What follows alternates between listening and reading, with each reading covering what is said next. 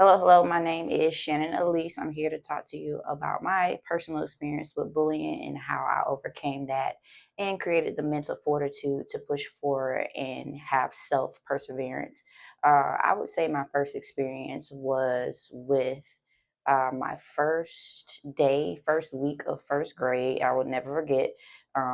This girl in particular sat down in front of me almost every day, sputed names, stupid, all this stuff. I was taught to never retaliate unless somebody touches you. So that never occurred.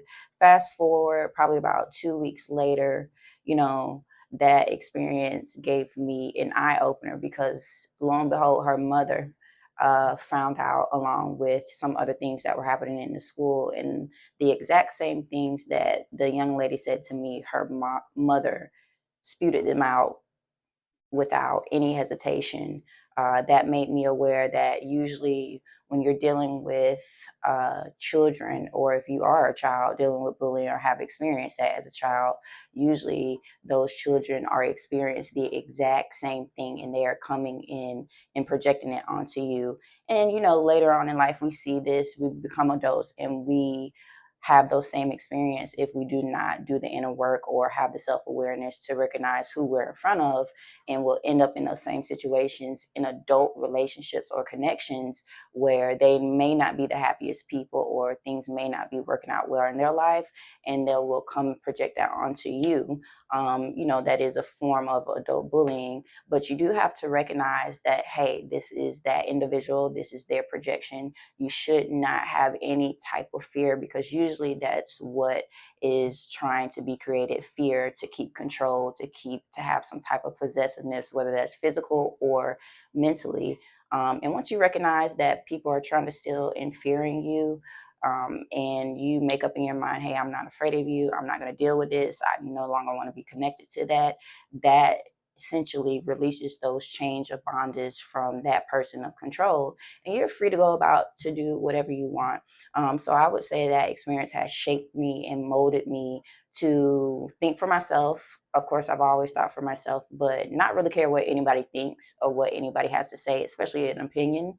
And it helps me make great decisions, individual or independent decisions by myself, and not be codependent 24/7 on what I should do, where I should go, who I should talk to, and what have you. Also, I would say to, if anybody is in this situation as an adult, really assess your boundaries and also assess what value that person is bringing in your life and what value you're bringing into their life as well, just for your mental stability. Because in most cases, when you're dealing with somebody like that, they're not mentally stable.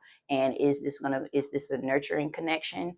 And is this something I can move forward? If you're a parent or guardian or anything like that and your child comes to you, please take the necessary steps that you need to protect your child's future, emotional future, mental future.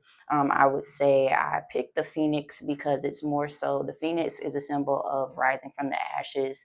It's more so if it reaches a state of, I guess, old age, or reaches a state of ending, it will pretty much die off and be reborn again, into a new fruitful state, into a new younger state, to tackle what's necessary in the future or whatever goal or obstacle is ahead of them. And that's what kind of keeps my mental state going, knowing that, okay, I'm aware that things do happen, but I'm also aware enough to be optimistic about a different outcome, and or achieving the same goal, maybe in a different environment with new people, new systems, a new way of doing things. And I'm going to be open-minded to a new way of thinking in order to attain that goal and to accomplish that goal and to evolve overall. So if you're ever dealing with this, or if you had dealt with this and you have trauma, I hope this video helps.